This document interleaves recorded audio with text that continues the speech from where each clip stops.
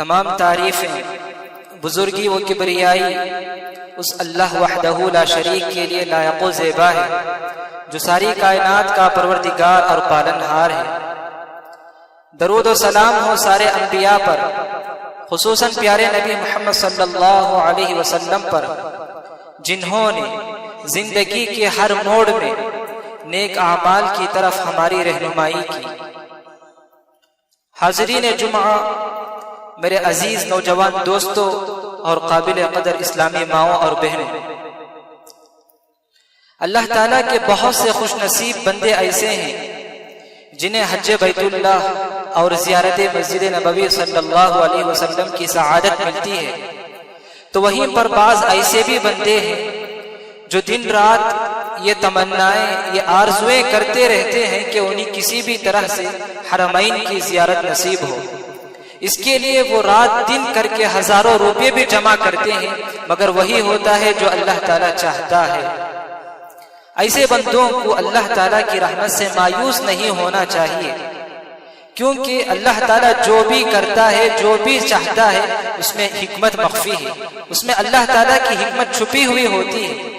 اگر اللہ تعالیٰ نے کسی کو مال و دولت سے نوازا ہے، اگر اللہ نے کسی کو مالدار بنایا ہے، تو اس کا یہ مطلب نہیں کہ وہ اپنی مرضی کے مطابق اپنے مال کو جہاں چاہے جیسے چاہے خرچ کرے، کیونکہ کل قیامت کے دن اس مال کے سلسلے میں سوال کیا جائے گا، من این اکتسبہ وفیما انفقہ، کہ تو نے مال کہاں سے کمایا اور کہاں خرچ کیا۔ یہ تو بہت بڑا کٹھن اور دشوار سوال ہوگا۔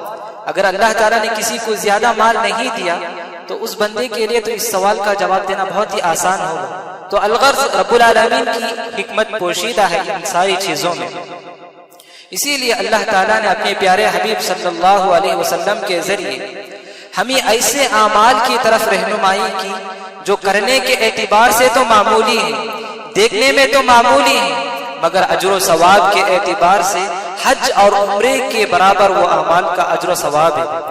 ان اعمال کا اجر و ثواب حج اور عمرے کے برابر ہے۔ تو اگر میں اور آپ ان اعمال کو انجام دینا شروع کر دیں گے تو یقیناً سال میں ایک نہیں، دو نہیں، ہزاروں حج اور عمرے کا ثواب پا سکتے ہیں انشاءاللہ۔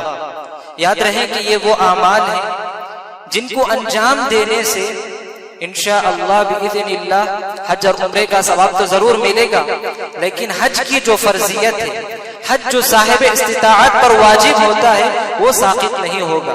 تو آج کے خطبے میں ہم یہ دیکھیں گے کہ وہ کون سے اعمال ہیں جن کا بدلہ حج اور عمرے کے برابر ہے۔ صحیح احادیث میں اللہ کے رسول صلی اللہ علیہ وسلم نے ان اعمال کی طرف رہنمائی کی ہے۔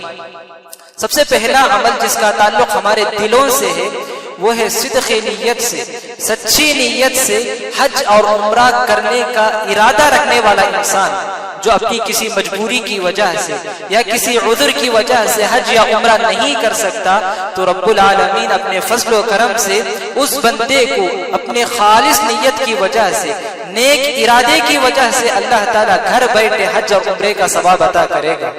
صحیح بخاری اور مسلم کی حدیث ہے، صحابہ کہتے ہیں رجعنا من غزوة تبوک مع النبی صلی اللہ علیہ وسلم، ہم اللہ کے رسول کے ساتھ غزوہ تبوک سے واپس ہوئے تو اللہ کے رسول نے کہا ان فی المدینة رجالا ما سرتم مسیرا ولا قطعتم وادیا الا كانوا معکم۔ اللہ کے رسول نے صحابہ سے کہا، جو صحابہ کے غزوہ تبوک میں شریک ہوئے تھے، مدینے میں کچھ لوگ ایسے ہیں تم نے جتنا بھی سفر طے کیا اور جس وادی سے بھی تم گزرے ہو وہ بھی برابر تمہارے ساتھ اجر و ثواب میں شریک رہے۔ وجہ اللہ کے رسول نے یہ بتائی حبسہم العذر، ایک اور حدیث میں آتا ہے حبسہم المرض، وہ صحابہ جو مدینے میں رہ گئے تھے کسی بیماری کی وجہ سے، کسی عذر کی وجہ سے وہ غزوہ تبوک میں شریک نہیں ہوئے تھے، مگر ان کے نیک ارادے کی وجہ سے اللہ تعالیٰ نے انہیں غزوے میں شریک ہونے کا بدلہ عطا کیا۔ تو ہم میں سے کتنے ایسے لوگ ہیں جن کو اللہ تعالیٰ نے مال و دولت سے تو نوازا ہے، مگر صحت نہ ہونے کی وجہ سے حج یا عمرہ نہیں کر سکتے۔ اس کے مقابلے میں کتنے ایسے لوگ ہیں جن کے پاس صحت کی نعمت تو ہے لیکن مال و دولت کی کمی کی وجہ سے وہ لوگ حج یا عمرہ نہیں کر سکتے۔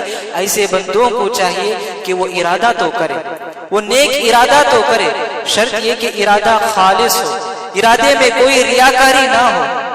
ایسا نہ ہو کہ اگر میں حج کروں گا، اگر میں عمرہ کروں گا تو لوگ مجھے حاجی کہیں گے، میرے نام کے آگے الحاج لکھا جائے گا، یہ مطلب نہ ہو، یہ مقصود نہ ہو۔ نیک ارادہ اگر ہم کریں گے تو یقیناً اس ارادے کے بدلے میں اللہ تعالی ہمیں حج یا عمرے کا ثواب عطا کرے گا۔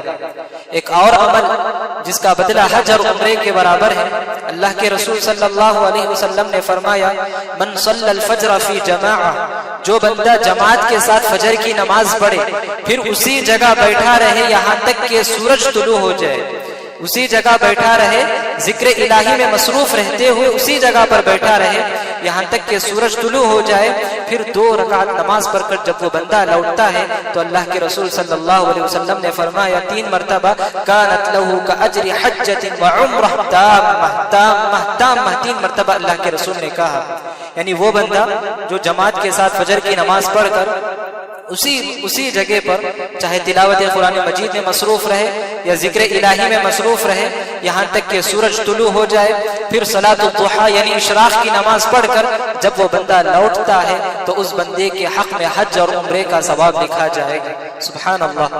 اہل علم نے کہا کہ اگر عورتیں بھی گھروں میں فجر کی نماز پڑھ کر اسی جگہ پر بیٹھتی ہیں اور صلاۃ الضحیٰ پڑھ کر اٹھتی ہیں تو انشاءاللہ ان کے لیے بھی حج اور عمرے کا ثواب لکھا جائے گا۔ سبحان اللہ، کتنا بڑا اجر و ثواب ہے دیکھیے۔ پھر اسی طرح ایک اور عمل جس کا بدلہ حج اور عمرے کے برابر ہے وہ یہ کہ جماعت کے ساتھ فرض نماز کے لیے مسجد کو آنا ہے۔ اللہ کے رسول صلی اللہ علیہ وسلم نے فرمایا، من مشى الى صلاة مکتوبۃ فی الجماعہ فہی کحجہ، جو بندہ جماعت کے ساتھ فرض نماز پڑھنے کے ارادے سے مسجد کو آتا ہے اس کے لیے حج کا ثواب لکھا جائے گا۔ ومن مشى الى صلاة تطوع، ایک اور روایت میں آتا ہے کہ صلاۃ الضحیٰ، جو بندہ صلاۃ الضحیٰ کے لیے یعنی اشراق کی نماز کے لیے نفل نماز پڑھنے کے لیے مسجد کو آنے کا ارادہ کرتا ہے تو اس بندے کے لیے عمرہ کا ثواب لکھا جائے گا۔ اللہ اکبر۔ مسجد کو فرض نماز پڑھنے کے ارادے سے آنے والوں کے لیے اللہ تعالی حج کا ثواب لکھیں گے۔ ہم میں سے کتنے ایسے لوگ ہیں گھر کے پاس میں ہی مسجد ہے، اذان کی آواز سنائی دیتی ہے، اس کے باوجود بھی خصوصاً فجر اور عصر کی نماز میں سستی اور کاہلی کی وجہ سے ہم جماعت کے ساتھ نماز کو چھوڑ کر گھروں میں نماز پڑھنے کو ترجیح دیتے ہیں۔ لہٰذا ضرورت اس بات کی ہے کہ پیارے نبی صلی اللہ علیہ وسلم نے اس حدیث میں جو بشارت دی ان لوگوں کے لیے جو فرض نمازوں کے لیے مسجد کا قصد کرتے ہیں، فرض نماز کے لیے مسجد کا رخ کرتے ہیں، ان کے لیے پیارے نبی نے یہ خوشخبری دی کہ ان کے حق میں حج کا ثواب لکھا جائے گا۔ پیارے نبی صلی اللہ علیہ وسلم کے پاس ایک نابینا صحابی عبداللہ بن ام مکتوم رضی اللہ عنہ آتے ہیں اور آ کر کہتے ہیں کہ اللہ کے رسول، میں تو نابینا ہوں، میں مسجد کو نہیں پیدل آ سکتا ہوں، کیا مجھے گھر میں نماز پڑھنے کی اجازت ہے؟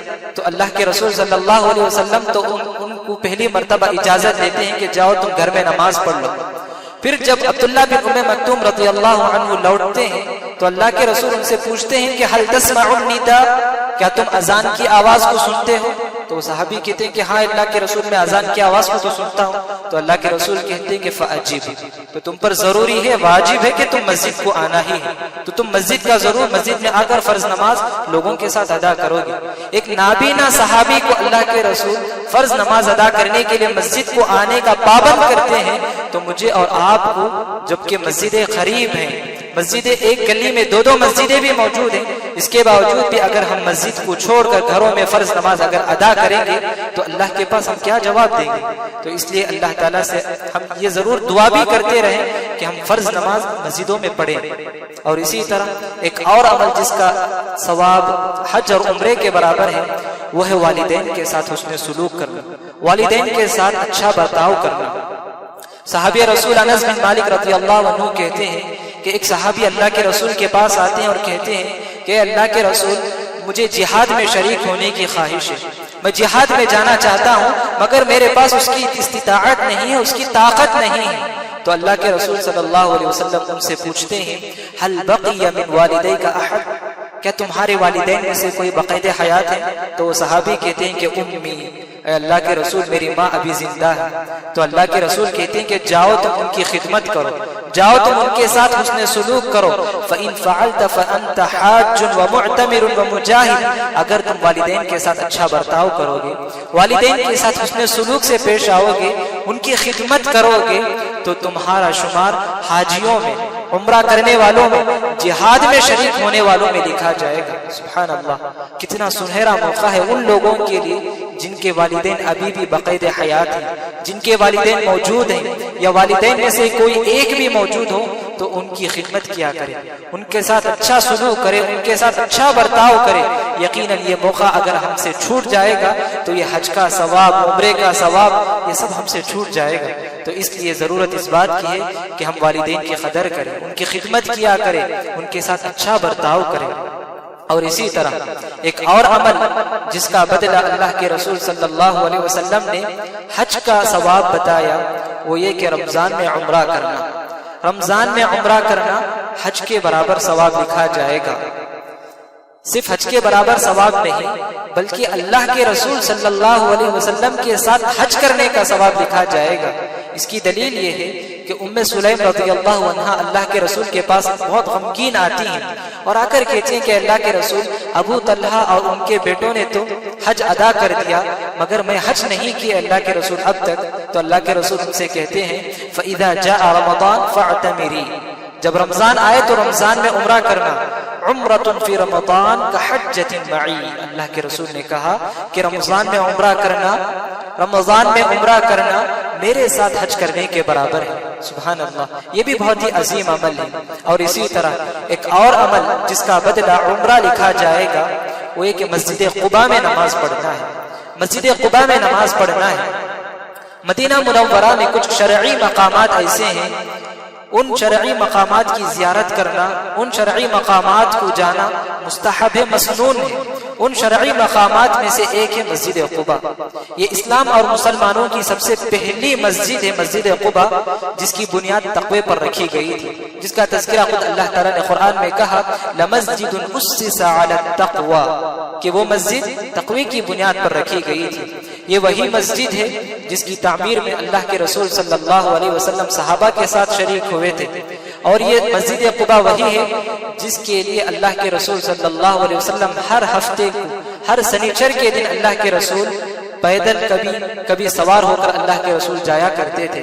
تو مسجد قباء میں نماز پڑھنے کی فضیلت کو بتاتے ہوئے اللہ کے رسول نے کہا من تطہر فی بیتہ ثم خرج الی مسجد قباء، جو بندہ گھر میں وضو کر کے مسجد قباء کو جائے اور وہاں جا کر نماز پڑھے کان لہ کاجر عمرہ.